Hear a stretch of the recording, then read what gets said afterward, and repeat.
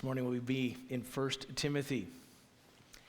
And as we turn to 1 Timothy this morning, we're going to be dealing with a question that we don't always talk about in the church, and that's the needs of widows. But before we go there, I think it's good to talk about good intentions. Good intentions are good, are they not? I mean, it's good to want the best for other people. It's good to consider the needs of others above ourselves. And it's good to use our positions of leadership or influence to lift other people up. Like those are really good things. But the sad truth of the matter is that good intentions do not always produce positive outcomes. Good intentions do not always produce positive outcomes. Take the early 1970s, a number of southern states decided it would be good to introduce Asian carp into their local lakes and waterways to control out-of-control algae blooms. In less than 10 years, the carp escaped and spread throughout the entire Mississippi River system, and today they are an invasive species and a danger to boaters who are just trying to travel through the waters as the carp jump out and sometimes hit the drivers. 2005, our federal government decided it would be a good thing to create subsidies for farmers to produce ethanol-based fuel out of corn. It was good for our environment. And in a response to this, what happened? Almost all of the farmers transitioned their crops from food to fuel. And as a result, the price of corn and corn-based products increased dramatically. Good intentions don't always produce the best results. But this proverb isn't restricted to the good intentions of our government. It's actually shown itself to be true in the church as well. In the early 1900s, theologians began to emphasize the transformative power that the gospel can have on a society as believers live out their lives in just everyday faith. But in a very short amount of time, entire denominations started to exchange the saving work of Jesus Christ in the gospel for an explicitly social gospel that was devoted to merely an external Christianization of social structures in America, leaving behind the need for the lost to be saved to simply take on structures. And last but not least, in more recent history are the good intentions of the purity movement in the late 90s and 2000s. It unwittingly set up teens, many teens, thousands of teens, for disappointment and failure. It promised a perfect marriage for all those teens who remained pure until their wedding day. And on the other hand, it failed to provide any hope for a fulfilling marriage or a right relationship with God for anyone who failed. Notice in these last two cases, it's not that the church didn't care. It's not that there were people that didn't care. No, but they had good intentions. They had good intentions on one hand for society, good intentions on the other hand for teens growing up in an overly sexualized age. The problem was that each of these movements failed to apply the broader wisdom of God's word to their cause. So why does this matter? Well, as we turn to 1 Timothy chapter 5 today, Paul is going to warn us that we can unwittingly isolate our God-given obligation to honor true widows from our duty to wisely evaluate each widow in question. The main idea, if we want to take just the passage, when we get to the end, we're going to apply this. So to start with, it's going to be dialed in really tight to our passage. I think the main idea of our passage is this, is that we're called to honor true widows by wisely evaluating those who require financial assistance. We're going to broaden that by the time we get to the end and apply it. So let's go to the text, beginning in verse 3. Paul says, honor widows who are truly widows. But if a widow has children or grandchildren, let them first learn how to show godliness to their own household and to make some of their own return to their parents, for this is pleasing in the sight of God.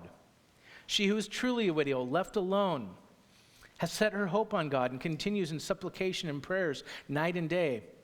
but she who is self-indulgent is dead even when she lives. Command these things as well, so that they might be without reproach. But if anyone does not provide for his relatives, and especially for members of his household, he has denied the faith and is worse than an unbeliever. But what we see here is Paul is laying before the church an obligation. An obligation that we have as Christians. But before we press into it here in verse 3, it's important for us to grasp the historical and communal importance of this command to the covenant people of Israel. But because this command is anchored, number one, in the abject vulnerability of widows during this time and the character of God himself as he's revealed it. Two things. I mean, we go back to Exodus chapter 22. God says, do not take advantage of the widow or orphan. If you do, and if they cry out to me, I will certainly hear their cry. And in that, the implication is not merely, I will hear their cry and answer their need, is I will hear their cry and I'm going to come take care of you because you're taking advantage of them. Deuteronomy chapter 10, for the Lord your God is God of gods and Lord of lords, the great and the mighty and awesome God. And we start to see God in this fullness and his majesty. And then God says this, he executes justice for the fatherless and the widow. That's something to have an omnipotent God who's sovereign over all things says, I care about the widow's cause. Even more, as we read through our Bible, God demonstrates this compassion in the lives of widows time and time again. I think we're all familiar with the book of Ruth.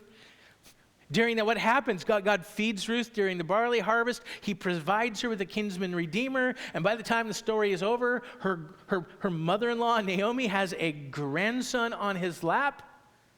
God providing for the widow.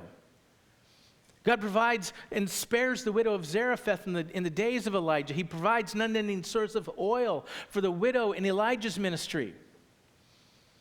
Jesus himself brought a widow's only son back to life in the city of Nain. Jesus rebukes religious leaders who devours widows' houses. And on the cross, Jesus made provision for his own mother to be provided for in her widowhood. Therefore, it shouldn't be very surprising as we get to the book of Acts chapter 6, and we see the apostles appointing deacons to address the proper care of widows in the local church. But as the early church began to spread across the ancient world, they began what appears to be here in this text. They began to over-apply God's instruction. Admitting any and every widow that came to them for help. In fact, some of these widows might not even have been believers at all when we look at verse 6 in our chapter today. What I want you to see as we're going to the text here is that the Ephesian church, from what we see here in the text, is all in when it comes to taking care of widows. But the good intentions of this practice were starting to cripple the care structures of the church and consume financial resources that were necessary for the church's gospel mission as they were applying them broader. In fact, this helps us recognize the nature of Paul's instruction that begins in verse 3, because he gives a command with a qualification. Honor widows who are truly widows. Honor widows who are truly widows. And the honor that Paul has in mind here is more than a call for deference and respect and to be nice to them. No, as one scholar puts it, the kind of honor that Paul is talking about is the kind of honor that we have in the word honorarium. He's talking about financial support. And at its core, it's to help these women who've lost their husband, who have no ways to provide for themselves, to provide funds for them. And as most of you know, like widows in the ancient world had virtually no protection. I mean, I'm not saying it's easy today, but it was harder then. Like there's no government programs. There's few ways to go provide for your family. And there's countless scoundrels just constantly trying to take advantage of those widows in their desperate neediness. Like they need honor, they need protection. The church is supposed to give it. But then Paul gives the qualification in the second half of the verse. Honor widows who are truly widows. Like what does that really mean? Like if a widow, by definition, is someone who has lost her husband, like, isn't a true widow a woman who's lost her husband? Well, Paul tells us what he means in verses 4 through 9, when he lays out criteria for evaluation. What does he mean when he says true widow? He says, but if a widow has children or grandchildren, let them first learn to show godliness to their own household and to make some return to their parents. For this is pleasing in the sight of God. She who is truly a widow, left all alone, has set her hope on God and continues in supplication and prayers night and day. But she who is self-indulgent is dead even while she lives. Command these things as well, so they might be above reproach. But if anyone does not provide for his relatives, and especially for members of his own household, he has denied the faith and is worse than an unbeliever. Notice as we come to these criteria, the first criteria is the qualification, understanding like who's a true widow. A true widow does not have immediate family or other means of financial support available. First criteria. And in the ancient world, how would we think about financial support? Because it wouldn't look like it does today. But I'll bet almost everybody has heard of this word that we don't really know what to always do with. It's called dowry. The dowry. In the ancient world, this family's support structure, this woman's support structure would come through her dowry if she was lucky enough to have one when she got married. In simple terms, it was kind of like a life insurance policy. If a woman's husband died, her son or grandson would take her in. The dowry would be then transferred to the son or grandson to take care of the woman. And this was an ideal situation, but historical record tells us that this was really not practiced by common folk because they just didn't have the resources. Working class people didn't normally have dowries. They're living paycheck to paycheck. They're just trying to make it by. Well, which may be one of the reasons that Paul here doesn't just address sons and grandsons in the text, but he actually says children and grandchildren. So he's opened it up to daughters and granddaughters as well. And to emphasize his family duty, he actually provides two motivations. As he's beginning with the family, he says, number one, he looks at the children and grandchildren, he says, you have a God-given obligation to support your aging parents and grandparents. You actually have a God-given obligation. In fact, the way he describes it, he's saying there's a God-given reciprocity in the nuclear family. Just as parents are called to provide and care for their children. Like if parents aren't providing for their children, what do we look at those parents like, what in the world are you doing? We need to get someone involved. You're not taking care of your kids. God says there's something that's actually the reverse as they get older. That children are called to provide and care for their parents in their old age. That's what it means to make a return. They've done things for you. They've sacrificed for you. And he's saying now it's your opportunity to do the same. But at the same time, it doesn't necessarily mean that this qualification doesn't mean that family members need to provide everything themselves. Like we live in a day and age where families can plan for the future. Medical insurance and life insurance can be thought about ahead of time to try to plan for some of these things. In addition to this, it's like while this wasn't as available to the common person in this day and age, I mean, it is legitimate in our time to hire professional care workers to help meet those needs. but it's this responsibility of the children to make sure that their parents receive the best care possible. And whenever possible, I think Paul is saying, for the kids to be involved in that care themselves. Yet in telling family members to take care of their aging parents, we want to make sure that he's not just merely worried about the church's budget. It's not just an issue of the budget at church. No, we get to the second thing that he says. He wanted Christian children and grandchildren to recognize that they actually have a duty before God. So first is a duty to their parents, and now they have a duty before God.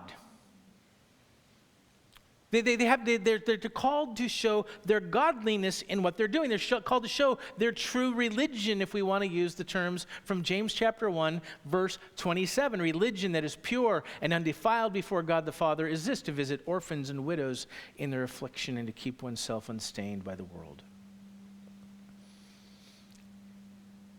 In fact, to underscore to this duty, Paul issues a severe warning in verse 8 and concludes this section with a really, really sharp exhortation in verse 16. Let's look at these two. Notice verse 8. If anyone doesn't provide for his relatives, and especially for the members of his own household, he's denied the faith and is worse than an unbeliever. Verse 16. If any living, believing woman has relatives who are widows, let her care for them. Let the church not be burdened, so that it might care for those who are truly widows. Now notice his point in verse 8 is, he's like, look at the world in which we live. And in his case, the first century. And he's like, unbelievers recognize they have some kind of duty to their relatives. They recognize it. Therefore, a Christian who refuses to do what the unbelievers are doing, not all of them, but many of them, they recognize it. If a Christian refuses to do what they already recognize what is right as unbelievers, he's saying like you are acting worse than an unbeliever. Even more, we get to verse 16. And he leaves his people with very little questions about their duty before God. Because he then opens it up actually past mother and grandmother. He says, if there are widows in your extended family, to be caring for them. Like this is a broad command. And I know at some of this point, some of you might be going like, I don't know, Mark, like, this is a monumental requirement for any family. I mean, does this really apply to us? And it does. And I can even share from experience, like from the time I was in junior high till well after I was married, we had my two grandmothers at different times living with my parents. Both of my grandmothers lived with my parents for years and years and years. And it wasn't always easy because one of those grandmothers wasn't a Christian. Like taking care of grandparents or parents is going to bring its own difficulties, but it can be also kind of multiplied, and sometimes it was. It brought every kind of stress to our family, and my parents did everything they could within their resources, which weren't a lot. Dad's a blue-collar guy, to meet their needs. But what did they do over all of this time in taking care of my grandmothers? It is that they honored God and they showed that their faith was real, is what Paul's saying. In doing the hard thing, they showed that their faith was real. So I think it's important that we see, in a day and age that emphasizes the individual, that really isolates the individual from everything else, any responsibility outside of themselves. Paul's saying we have a God-given responsibility to our parents and grandparents that cuts across the grain of the culture in which we live.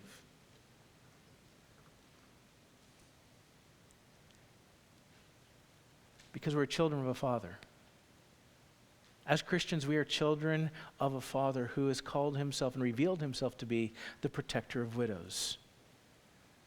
A Father who provides grace to those in need.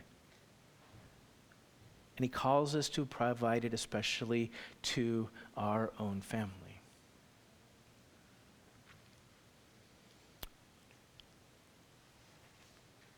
And it makes sense. I mean, what's the fifth command?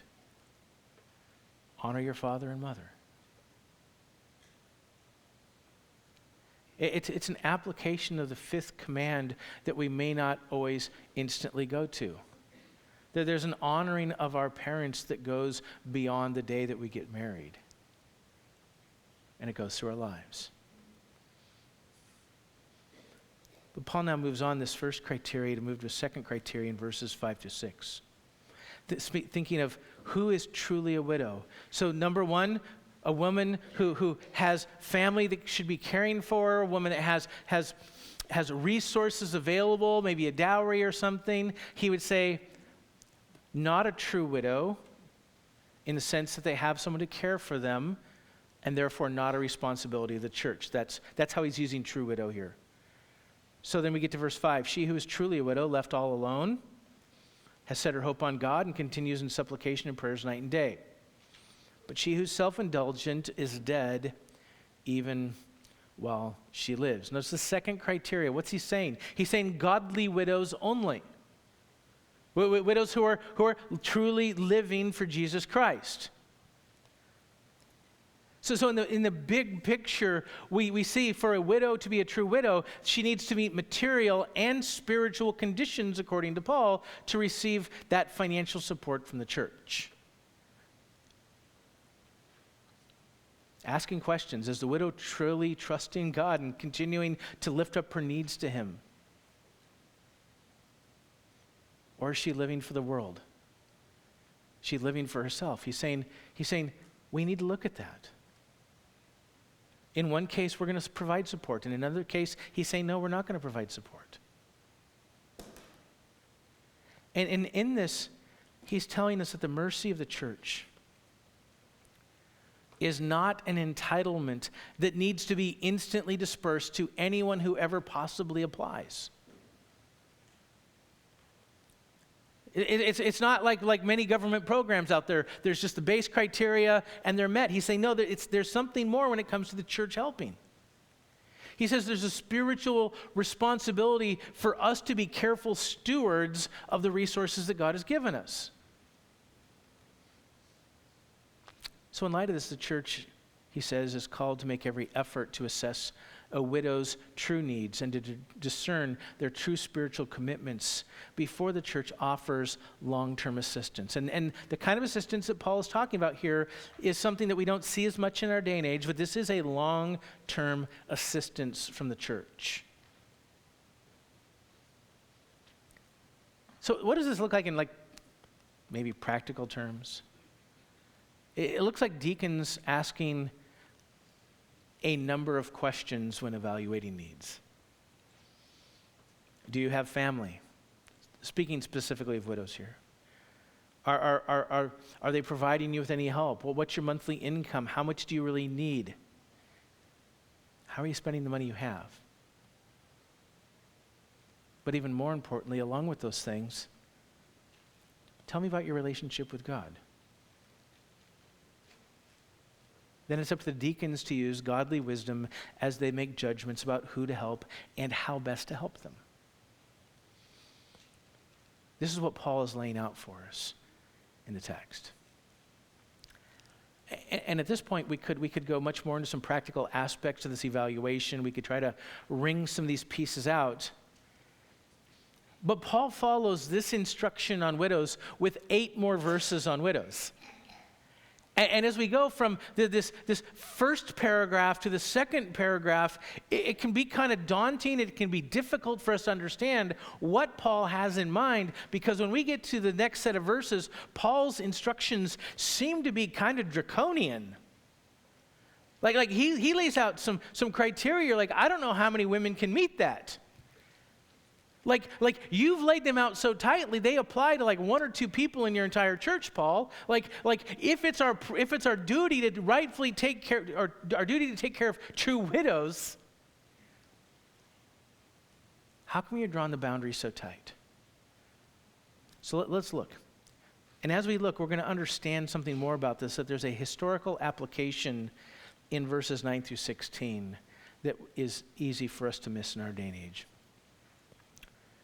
He says, let a widow be enrolled if she is not less than 60 years of age, having been the wife of one husband, having a reputation for good works, if she's brought up children, has shown hospitality, has washed the feet of saints, has cared for the afflicted, and has devoted herself to every good work. Notice that's a whole lot more than the previous paragraph.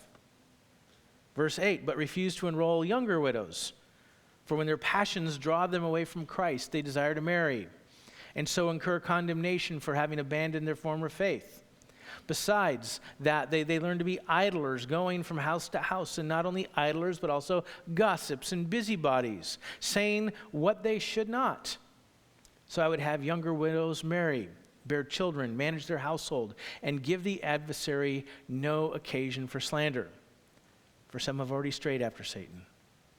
If any believing woman has relatives who are widows, let her care for them. Let the church not be burdened, so it might care for those who are truly widows.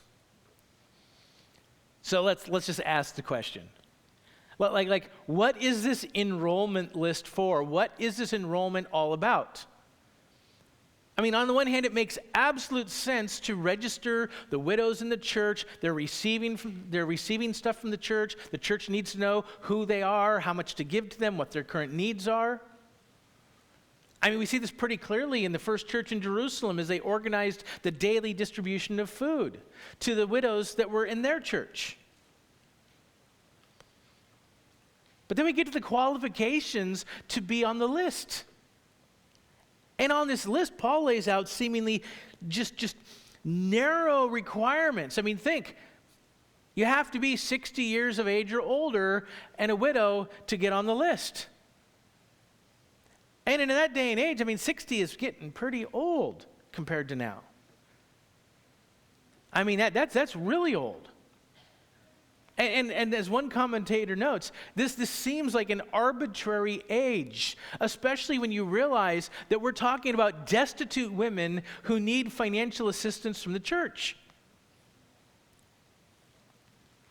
I mean, can you just imagine you have a widow that comes into your church, she's 50 years old, she has 3 kids still, and she says, I need some assistance, and you open up the book of 1 Timothy, and you say, you know what, we can help you in a decade.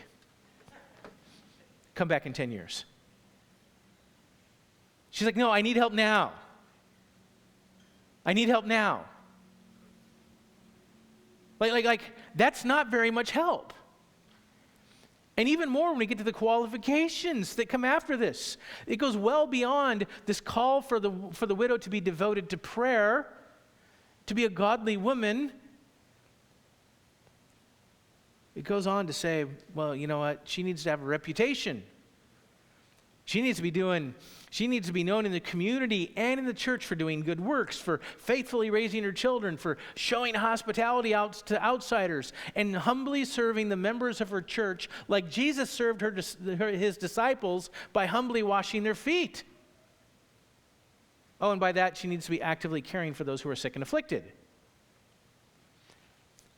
And it's at that point we go like, who in the world is going to make this list?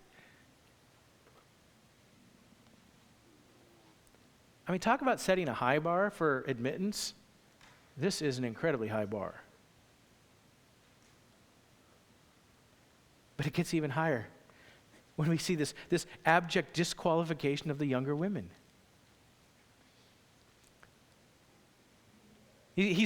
Paul says, well, I'm worried about them diminishing or losing their passion for Jesus Christ if they want to get married again. Yet after saying, I'm worried that they'll lose their passion for Jesus if they get married again, he says, let's go encourage them to get married and have kids. Like, Paul, can you make up your mind? Like what's going on?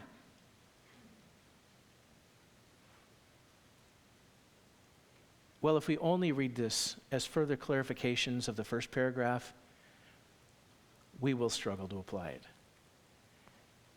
But we start to see an answer as we look at the history of the church.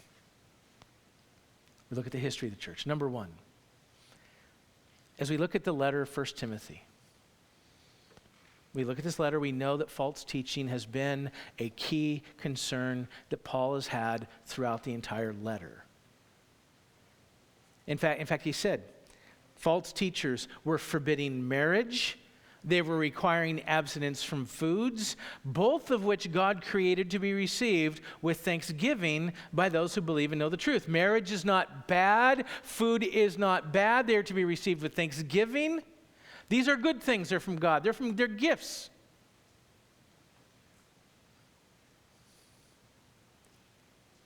Why were they prohibiting these things? They were prohibiting them under the belief that someone was more godly if they didn't do them. You're more godly. You're more acceptable to God if you don't get married. You're more acceptable to God if you only eat certain kinds of food. They're portraying a false righteousness. This is why they were teaching it was better for Christian women to remain single, or if they had been married and widowed, to remain widows. But we all know, like these claims are patently false. The Bible's clear. Marriage is a gift from God. God has never required widows to remain unmarried. In fact, as we read through our Old Testament, we have countless examples of widows getting married again. Which is why Paul encourages them to get married again. So on the one hand, the qualifications in this section are a direct attack against the false teachers in the church. That's one half. But the other half is a bit more helpful, and we have to go to church history for this. Is that when we get to church history, the answer is that this enrollment list in verse 9 is most likely a list of widows who were qualified to minister and to carry out special services on behalf of the church. They have official capacity within the church. In fact, we see a clear record of this by the end of the 2nd century AD when Tertullian tells us that there was an official order of widows. Official order of widows. And what did they do? They devoted themselves to prayer, to nursing the sick, to caring for orphans, to visiting Christians in prison, and evangelizing pagan women, and teaching female converts as they prepared for baptism. There was a special order. There was a group of women. They were widows. They had a specific task. Therefore, it seems very reasonable when we understand the historical context and we see verses 10 through 16, is that we are really talking about a special group of women who are set aside from the other widows that Paul addresses starting in verse 3.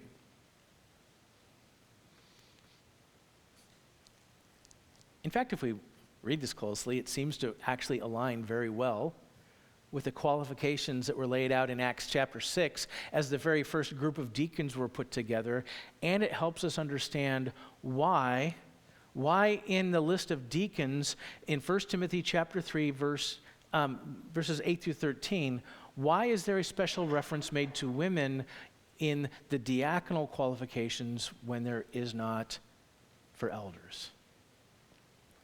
It seems that we have here in Timothy this group of widows who are appointed for service and care within the church. So we have two different groups of widows being addressed in the first half and the second half of our text. And at this point in time, we hit the place where we go, that was a great history lesson. I know a little bit more about the first century. Maybe you've answered a couple of my questions about widows. But what does that do for me today, Pastor Mark? What's this text supposed to help me with today? We don't have, most churches don't have this long-standing list of widows that we're supporting week by week by week by week by week for years on end. We don't have a special group of widows who are appointed to go out and to be serving in a special capacity at this point in time. How do we apply it? I'd like to highlight 2 applications for the church today. Let's try to bring this to the ground and make this applicable for us today. The first thing that I think that we see in this text, as we look to apply the text to today, is that God calls his people to a greater level of sacrifice than they generally realize. God calls his people to a greater level of sacrifice than they generally realize.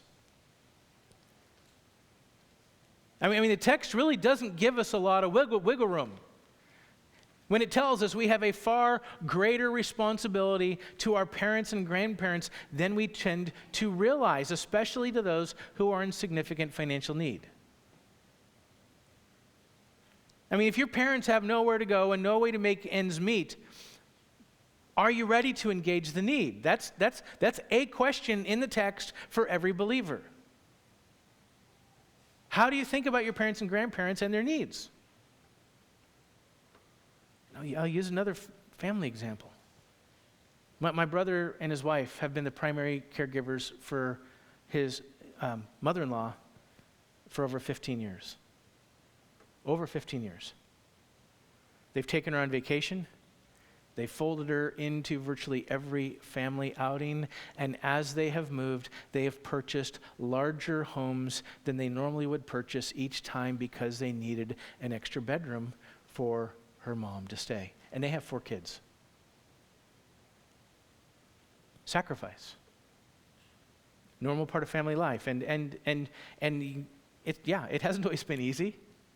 Praise the Lord, she's a believer. But through it all, what have they done? They've shown the kind of love that she never would have known apart from their willing sacrifice on her behalf. And at the same time, anybody who's been in church around them has been able to see their devotion to God in their care for her in a way that we rarely see in our world today.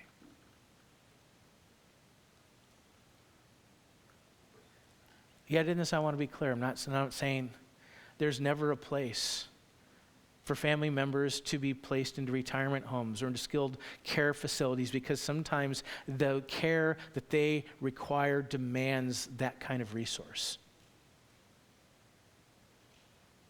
The question is if we're not caring for themselves, how are we showing our love and care for them when they make the transition?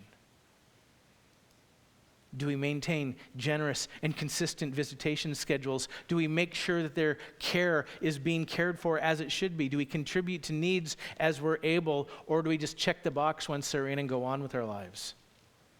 Those are 2 different responses. One is godly, one is not. We need to be ready. That's just one of the things we see in the text. As Christians, this is an area in which we need to be ready if we are called upon. Second application. Moving from our family to the church. I think in this, the way I would state the main point for our text today as a principle would be this.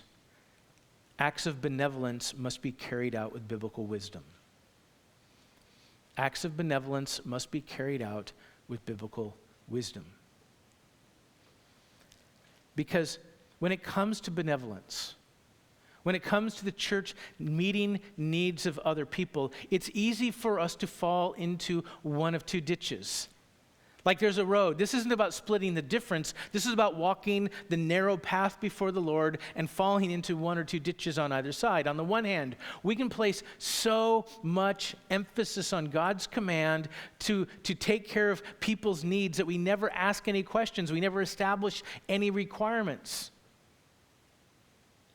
And it's easy to do this because I think in most cases, we really do care about people.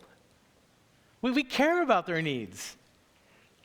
We don't want to establish any barriers that would prevent them from getting any help. We don't want to be judgmental and keep people from getting help they deserve.